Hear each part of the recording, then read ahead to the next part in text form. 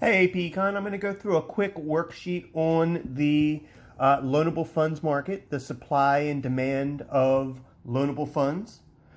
This is to apply that last PowerPoint that I went over, and then this with the next couple of videos, which are going to be about the effects of monetary and fiscal policy on all the graphs we've learned. That is pretty much going to finish us out for what we need to know for the AP test. And we're going to get that all done today, and we'll spend the next week answering any questions you have.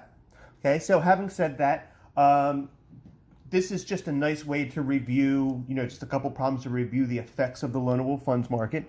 The first one says if the government is running a budget deficit. Okay, if the government's running a budget deficit, then they are going to be demanding money. If they're running a budget deficit, that means they're borrowing money. They're demanding money. And the most important thing to know is that that's going to raise interest rates. Okay, now the effect on investment. So basically, here's one thing that we don't really have to worry too much about. This makes it look like the effect of investment is larger, but the government is borrowing that money. There's nothing necessarily saying that they're investing. Some people look at this graph and they say, well, the government is kind of taking from the supply, kind of, sort of. So this one, it doesn't really matter. I wouldn't really worry about it. Okay, next one, expansionary monetary policy. This is a good time to review that generally that fresh new money that comes from the Federal Reserve generally comes out from the banks. Okay, so I guess it's like an addendum to the shifters of the loanable funds market. If there is an expansionary monetary policy, then there is new money. It comes out from the banks that increases the supply in the loanable funds market. And here is the whole point of that expansionary monetary policy, which is to decrease interest rates and, as you see on the graph, increase investment. Okay, there's your monetary policy right there. Okay, next one. If there is inflationary expectations, that one's going to have like a double prong shift, and it doesn't really matter. Which one you choose. It's going to kind of sort of be the same thing.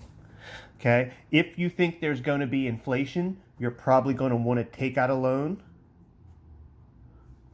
And if you think that there is going to be inflation, you probably are going to be hesitant to loan out your money.